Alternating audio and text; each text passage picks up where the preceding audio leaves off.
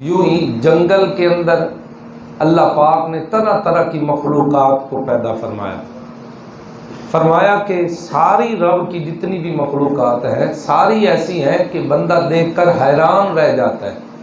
اور کئی ایسی مخلوقات پیدا فرمائی ہیں جن کے بارے میں فرمایا گیا کہ ان کے قد اور جن کی لمبائی اور چوڑائی اتنی زیادہ ہے کہ انسان سوچ بھی نہیں سکتا۔ انہی مخلوقات میں سے، انہی عظیم شاہکار میں سے اللہ پاک نے ایک چیز جو سب سے عظیم پیدا فرمائی ہے وہ عرش عظیم ہے۔ اللہ کا جو عرش ہے، امام قرطبی رحمۃ اللہ علیہ فرماتے ہیں اللہ تعالیٰ کی مخلوقات میں سب سے بڑی مخلوق اور سب سے بڑی چیز اگر کوئی ہے تو وہ رب کا عرش ہے۔ تو اس کے بارے میں امام راغب اصفہانی رحمۃ اللہ نے لکھا ہے کہ رب کی عرش کی حقیقت کو کوئی نہیں جان سکتا،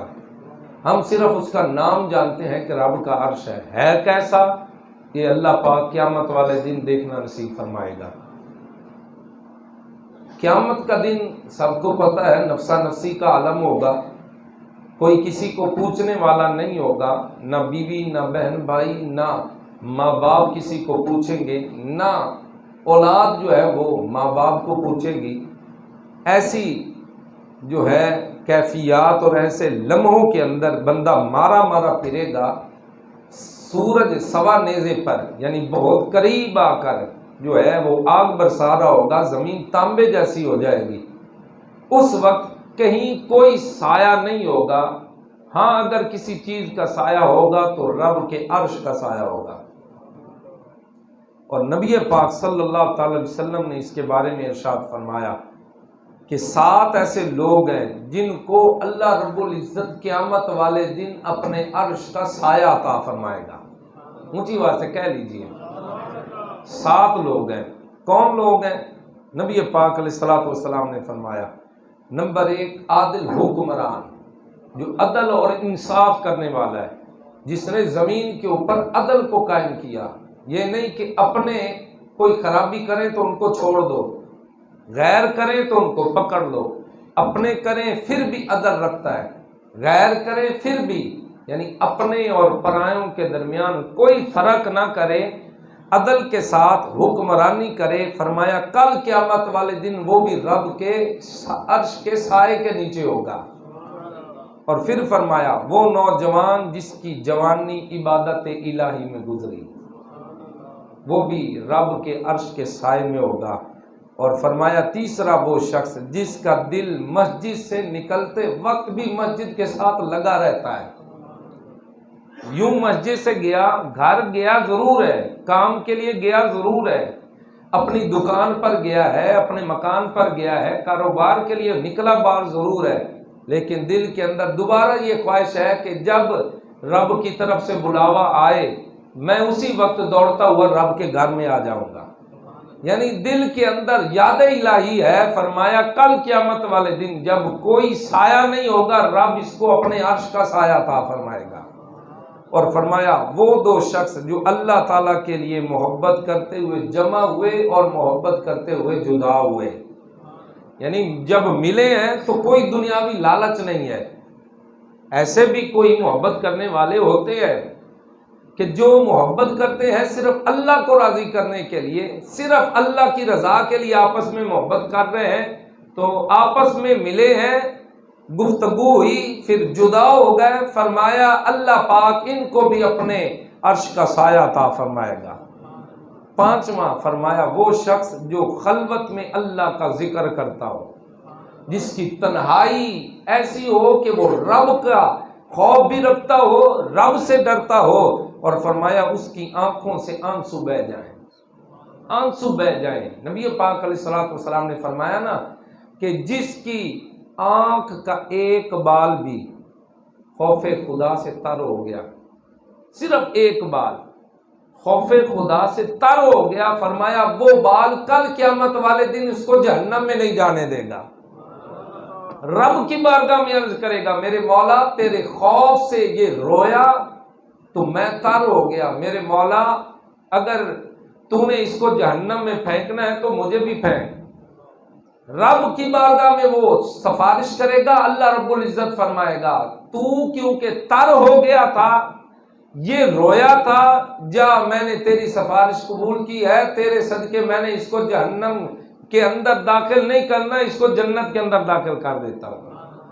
تو فرمایا جو بندہ خلوت کے اندر اللہ کا ذکر کرتا ہو اور اس کی آنکھوں سے آنسو بہہ جائے، یہ بندہ بھی وہ ہے کہ کل قیامت والے دن رب اس کو اپنے عرش کا سایہ عطا فرمائے گا۔ اور فرمایا چھٹا وہ شخص جسے کوئی مال اور جمال والی عورت گناہ کے لیے بلائے، وہ کہے کہ میں مال بھی دیتی ہوں، وہ خوبصورت بھی ہو، اور برائی کی طرف بلائے اور وہ صرف یہ کہہ دے کہ میں اللہ تعالیٰ سے ڈرتا ہوں، وہ اس کے قریب ہی نہ جائے، اس طرف اس کا دل مائل ہی نہ ہو، تو فرمایا یہ بندہ بھی کل قیامت والے دن آئے گا، رب اس کو اپنے عرش کا سایہ عطا فرمائے گا۔ ایک کتاب کے اندر میں نے پڑھا، ایک نوجوان شخص تھا، دکان پر کام کرتا تھا کپڑے کی، تو اس کو ایک عورت نے دیکھا تو اس کی طرف مائل ہو گئی، اس نے کافی کپڑے خرید لیے اور دکاندار سے کہا کہ اس لڑکے کو میرے ساتھ میرے گھر تک بھیج دو تاکہ یہ سامان میرے گھر تک پہنچا دے۔ جب لڑکا اس کے گھر تک آیا، اس نے اس کو اندر بلا لیا، پانی پلایا، لڑکا جو ہے وہ جانے کا ارادہ رکھ رہا تھا، اس نے دروازے بند کر دیے، کھڑکیاں بند کر دی اور کہا کہ میری خواہش کو پورا کر۔ اب وہ عورت جو ہے وہ مال دینے کے لیے بھی تیار تھی، حسن اور جمال کے اعتبار سے بھی ٹھیک تھی، لیکن اس لڑکے نے کہا کہ میں یہ گندا کام کبھی نہیں کروں گا۔ لیکن اس نے جب اصرار کیا اور کہا کہ میں شور جو ہے وہ مچا دوں گی اور تجھے بدنام کروں گی، اب اس نے اس بدنامی کے ڈر سے ڈرتے ہوئے کیا کیا، اس نے کہا کہ مجھے واش روم آ رہا ہے، میں نے اندر جانا ہے، پھر جو تو چاہے گی میں تمہاری چاہت پوری کر دوں گا۔ اب وہ اندر گیا ہے، اس نے بڑا پیشاب کیا۔ اب دیکھیے اس نے اپنے آپ کو گناہ سے بچانے کے لیے حربہ کیا استعمال کیا، اپنا ہی پخانہ اپنے جسم کے اوپر لگا لیا، اپنے چہرے پر بھی لگا لیا، اور جب وہ واش روم سے باہر آیا تو اس عورت نے دیکھا تو کہنے لگی تو پاگل ہے، تو ہے کون، تمہارا لگتا ہے دماغ صحیح نہیں ہے۔ اس سے گھر سے باہر نکال دیا۔ وہ لڑکا گھر گیا، غسل کر کے جب باہر آیا ہے، جس کے پاس سے بھی گزرتا ہے ہر بندہ یہ کہتا ہے کہ کیا بات ہے، کیسی تو نے خوشبو لگائی ہے، ایسی خوشبو آج تک ہم نے سونگھی نہیں ہے۔ اللہ پاک نے کرم یہ کیا، گناہ سے نفرت اس نے کی، بچنے کی کوشش کی، اللہ نے بچا بھی دیا ہے، رب نے اس کے جسم کے اندر خوشبو کو پیدا فرما دیا ہے۔ بظاہر اس نے اپنے اوپر گند لگایا تھا، لیکن اللہ نے کرم کتنا کیا ہے، رب کائنات کے خوف سے جو ڈر جاتا ہے رب اس کو اسی طرح نوازتا ہے۔ تو فرمایا جس کو مال اور جمال والی عورت اپنے طرف بلائے اور وہ بندہ جو ہے وہ رب سے ڈرتا ہوا اس گناہ کی طرف نہ جائے، کل قیامت والے دن یہ شخص آئے گا، رب اس کو بھی اپنے عرش کا سایہ عطا فرمائے گا۔ اور ساتواں فرمایا وہ شخص کہ جو اس طرح چھپا کر صدقہ دے کہ اس کے بائیں ہاتھ کو بھی اس کا علم نہ ہو، یعنی چھپا کر وہ صدقہ دیتا ہے، کسی کو علم نہ ہو، وہ بندہ بھی فرمایا کل قیامت والی دن آئے گا، رب اس کو اپنے عرش کا سایہ عطا فرمائے گا۔ آخری روایت سنیے، نبی پاک صلی اللہ تعالی علیہ وسلم نے ارشاد فرمایا، 3 خصلتیں، 3 عادتیں جس شخص میں ہوں گی، اللہ پاک اس کو بھی اپنے عرش کا سایہ عطا فرمائے گا۔ 3 عادتیں۔ نمبر 1، دشواری کے وقت وضو کرنا۔ سردیوں کے اندر دشواری ہوتی ہے، بندہ جو ہے وہ تنگی محسوس کرتا ہے، اور اکثر ہوتا یہ ہے کہ بندہ یہ کہتا ہے کہ ظہر کے وضو کے ساتھ میں عصر کی نماز بھی پڑھ لوں گا، یا عصر کے وضو کے ساتھ مغرب بھی پڑھ لوں گا، ہے تو ٹھیک، لیکن فرمایا جو دشواری کے وقت وضو کرتا ہے اللہ پاک اس پر اتنا راضی ہو جاتا ہے کہ کل قیامت والے دن اس کو عرش کا سایہ عطا فرمائے گا۔ اور نمبر 2 فرمایا اندھیروں میں مسجد کی طرف چلنا۔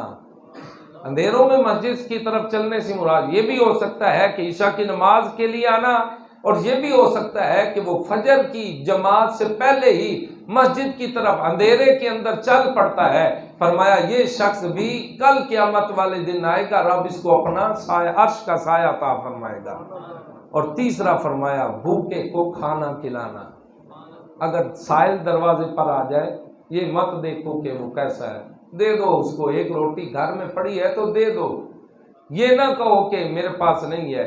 اگر نہیں ہے کوئی چیز تو 10 روپے ہی دے دو، 20 روپے دے دو تاکہ وہ روٹی کھا لے. اگرچہ وہ مانگ رہا ہے، اس کا نظریہ ہو سکتا ہے، لیکن تم اپنے نظریے کے مطابق دو کہ دروازے پر آیا ہے، شاید وہ ہو سکتا ہے بھوکا ہو، وہ سچا ہو. تم اپنے گمان کے مطابق دے دو کہ رب تمہیں اپنے عرش کا سایہ عطا فرمائے. اللہ پاک کی پاک بارگاہ میں دعا ہے رب کائنات سمجھنے کی توفیق عطا فرمائے. یہ چھوٹی